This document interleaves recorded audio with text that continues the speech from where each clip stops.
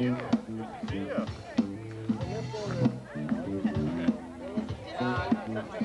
was a quarterback too.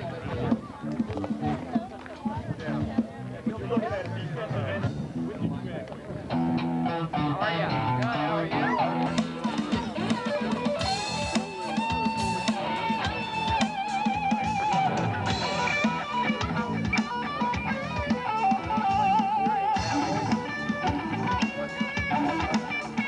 Take about 7 days to have some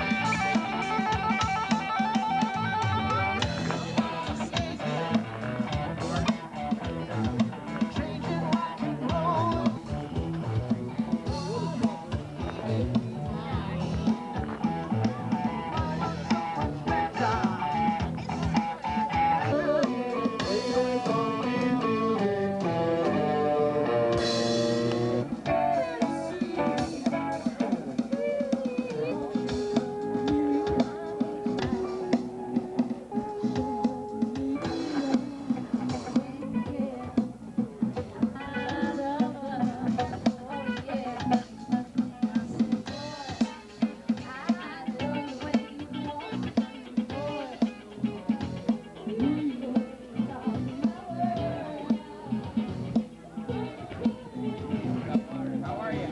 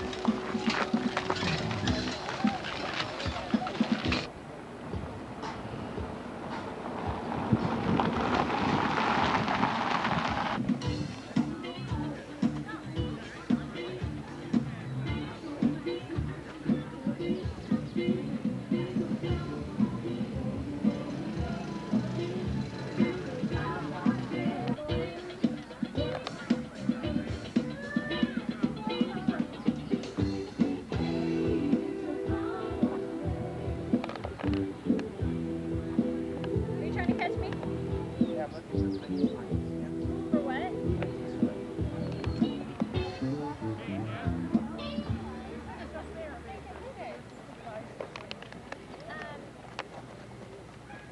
Red house.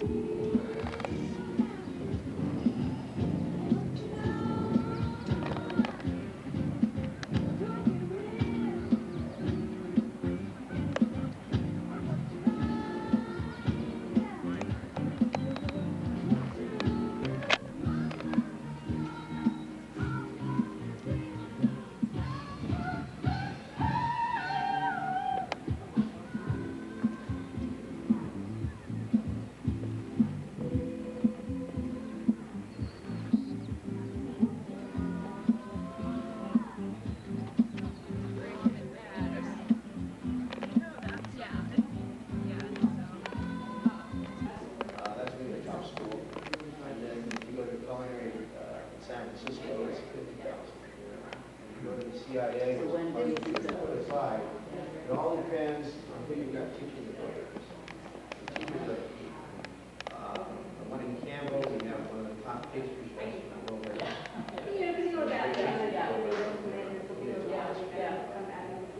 The one down here in Monterey, we also have this. They are expanding that school.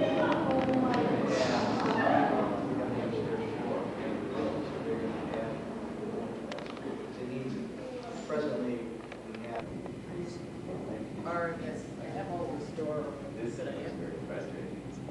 is the natural setting for an amphitheater.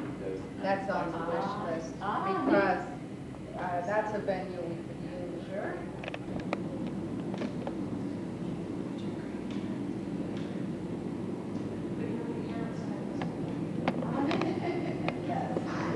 I do things. I couldn't because I don't have enough time in the morning. You know, I was up at 3 o'clock this morning. Oh my God. Look, the hair looks fine. Oh!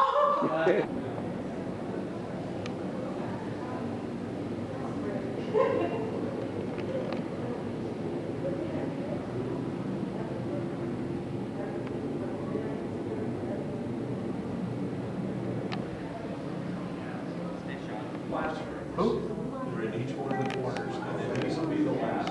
Wow. And it'll feature the agriculture technology program, the Hugo family, the Taylor family, are sponsoring Legend Center. There's going to be a construction program and also an automotive and tractor maintenance program. Yeah, Burke is, and it's going to be right here in the old, just into the building, just below this one.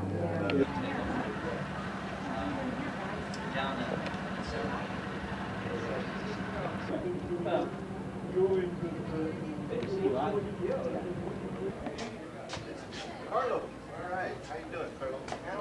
You know the doctor? It's just starting. Never ends. How you doing?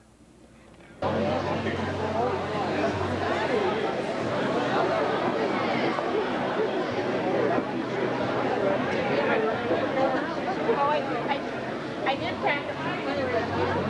Yeah, and then you ate it all. Well, let's try some more.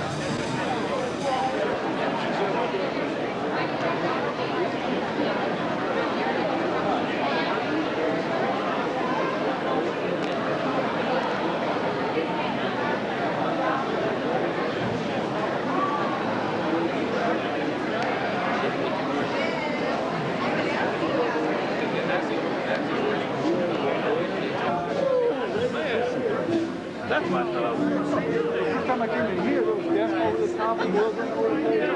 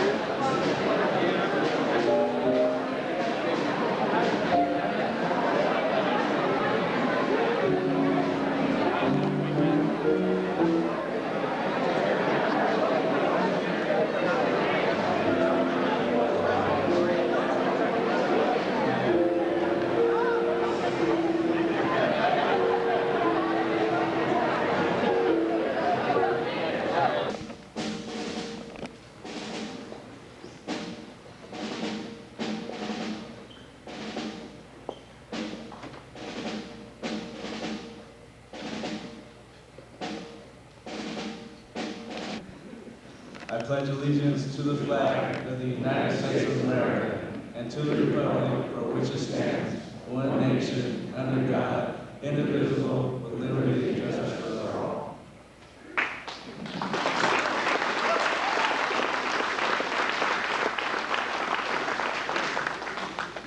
And you see by the dawn's early light what so proudly we hailed at the twilight's last gleaming, whose broad stripes and bright stars through the perilous fight o'er the ramparts we watched were so gallantly streaming. And the rockets red glare of the bursting in there gave proof through the night that our flag was still there. Oh, say does that star-spangled banner yet wave o'er the land of the free and the home of the brave?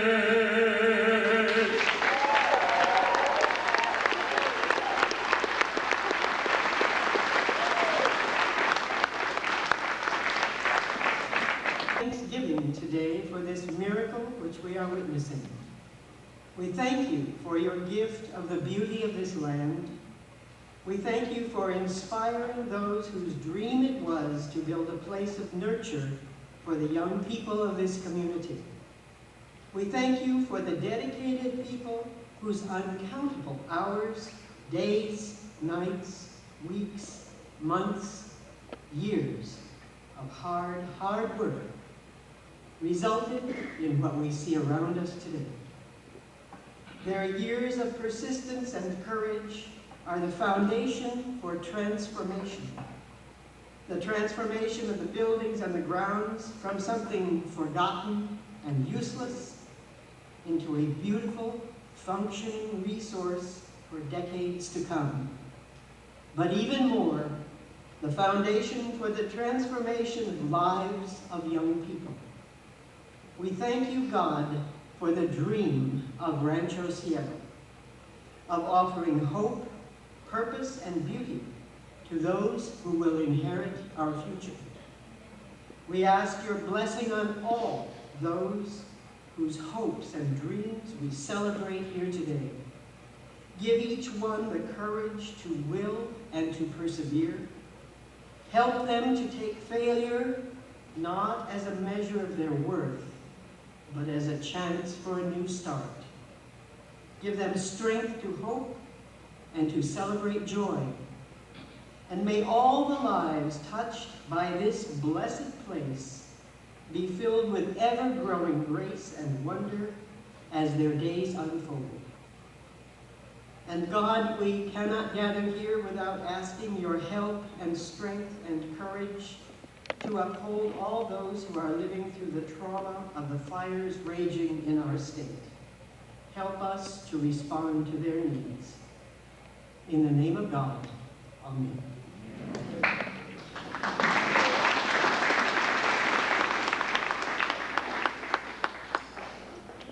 And it was dirty, and it was filthy, and to look at it, you would think that the wood was rotten. You really did. You'd think that you're going to have to pull it up. There's no way you can use that. But the judge saw that floor, and he said, you know, we're gonna strip it. We're gonna give it a little oil. We're gonna have somebody come in and work with the floor, and we're gonna give it some new paint, and we're gonna put a little varnish on top of it, and we're gonna use it. He's been doing that for a long time. Only he hasn't been doing it with floors, he's been doing it with lives. And he's doing it at Rancho Cielo. And he has built an amazing place here, thanks to so many of you. For those of you who have been around since the beginning, we have seen literally a transformation, not unlike this floor of this campus. The newest of the renovations is the Student Union and, of course, the gymnasium, which we are in today. And today is a very special day because it marks the grand opening for both of these facilities. And it's a great day, and I'd like you all to give a big round of applause to the judge and the supporters who made this all possible.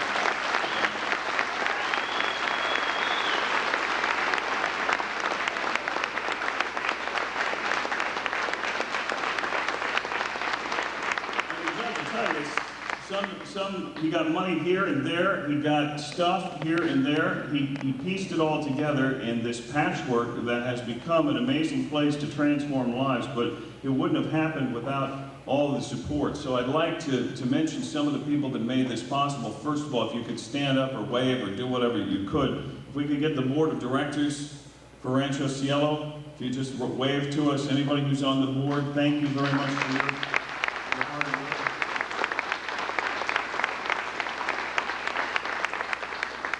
Rancho Cielo volunteers and contributors, thank you for dedicating your time and your hard work and working all the time. So the Monterey County Probation Department.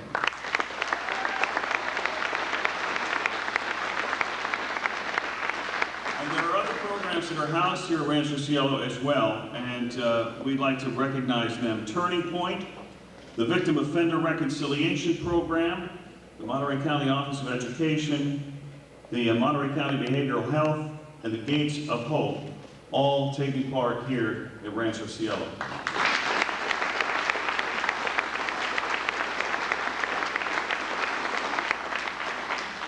I have from Congressman Sam Farr for not only Judge Phillips, but also for all of you who made this possible, a proclamation from the House of Representatives. It reads, in special appreciation to the contributors of Rancho Cielo for the milestones reached and the future goals in the ongoing development of our community's youth. And it's signed by Congressman Sam Farr. So, Judge Phillips. And Rito Barrera from Senator Denham and Senator Maldonado's office, respectively. They have something to present to the judge as well.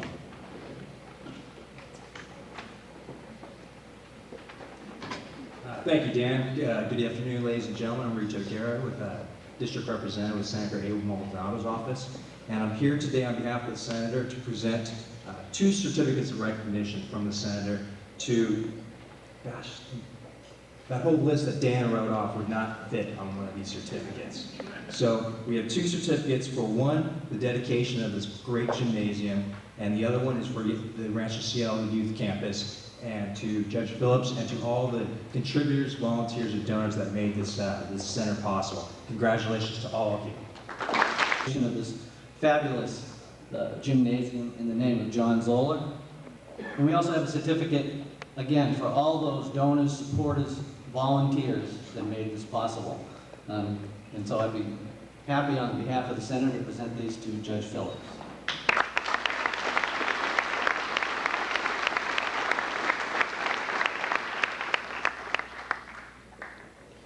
This is a great day, and this is a great location. And you look around and you see it came to pass. I mean, all of the things that Judge Phillips said he was going to do, he has done. And I think all of us are afraid when he says, you know, I'm thinking about that spot up there on the hill a little bit. Yeah, we're going to pump out that lake, and we're going to... Don Chapin is in the back going like... But he'll do it, because he had a vision, and he made it happen. And so many times we have seen people come and go who have the ideas, they're a dime a dozen. But people who stand by year after year, make it happen, they are the ones who make the difference. They're the core in our community, and we are very, very lucky to have just such a person here. And to tell you about the history and some of his other dreams, I'd like to bring up John Phillips.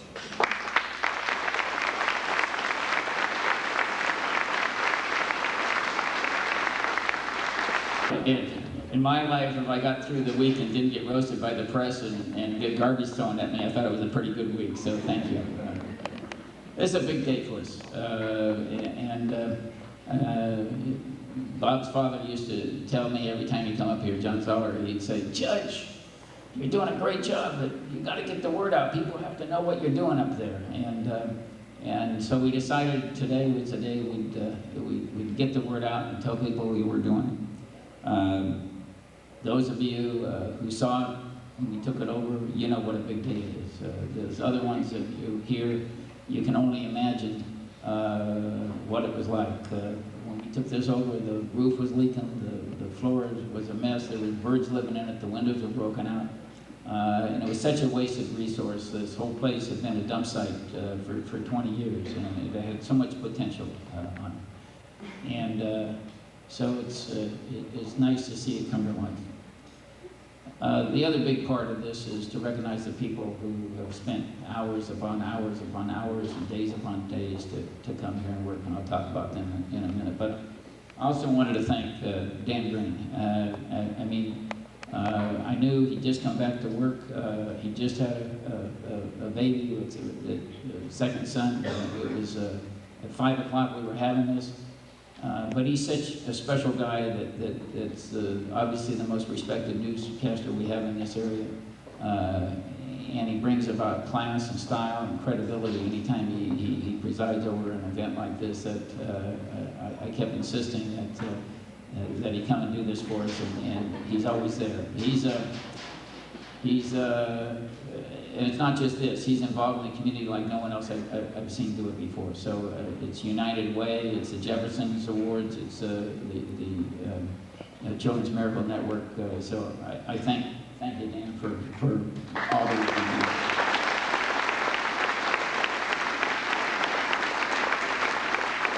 do. The hands of a lot of workers. And our project here is blue collar all the way. We got in and we couldn't raise any money, so we got in and did it the hard way. But we have a tremendous respect for the men and women who make their living with calluses on their hands, because those are the people that came here and got this done for us. If it wasn't for the working people, the people with calluses, this place wouldn't exist.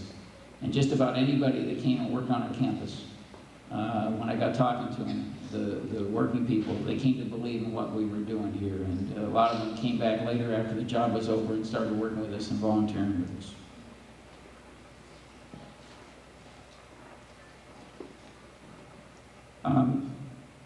I'm not going to name, we struggled with this, whether we were going to name everybody who had worked on the project and everybody who had worked at Rancho Cielo on the various campuses that we've been working through. And we're really afraid that we wouldn't remember everybody.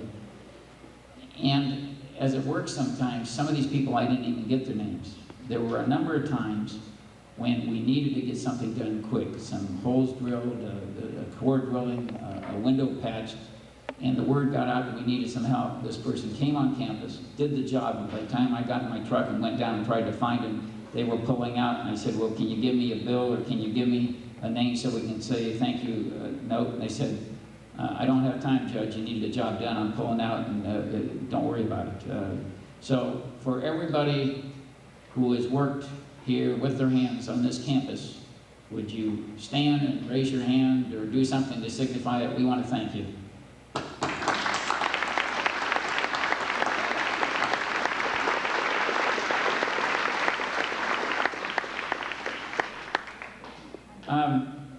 I don't know how many of you, I'm going to be philosophic. The greatest generation.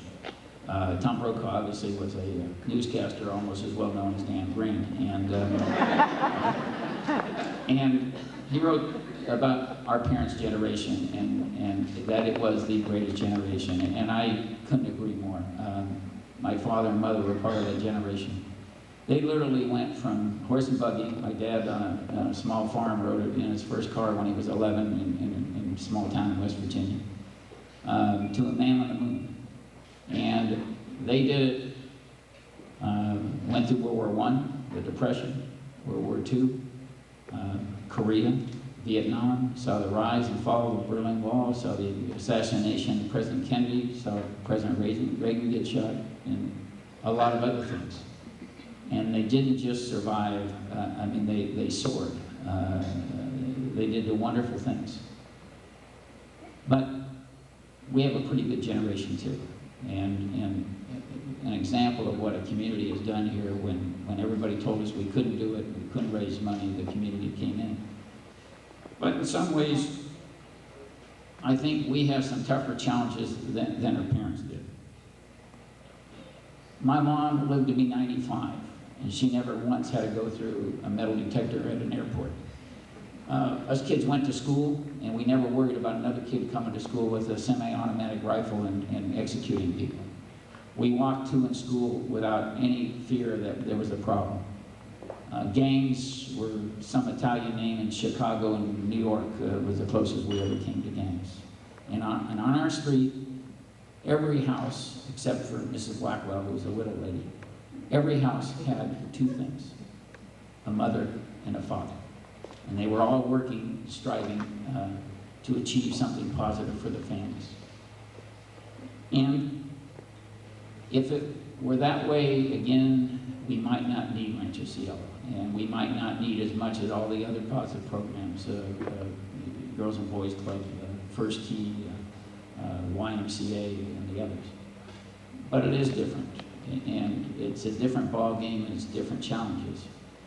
And I guess I recognize that, and part of the reason that I moved towards seeing if we could do something at Rancho Cielo was about 9 or 10 years ago. And I've told this story before, but when you're old, you can tell stories again. And it's kind of and I was the presiding judge, and the juvenile judge called in sick, and I jumped in my car and ran out there, and the kid hadn't been going to school.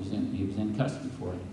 And I started getting on him for not going to school, and his mother, who was a nice lady, said, "Can I say something, Judge?" And she was obviously a little intimidated of talking to a judge. I wish my family and my board was a little intimidated talking to a judge. And I said, "Go ahead." And she says,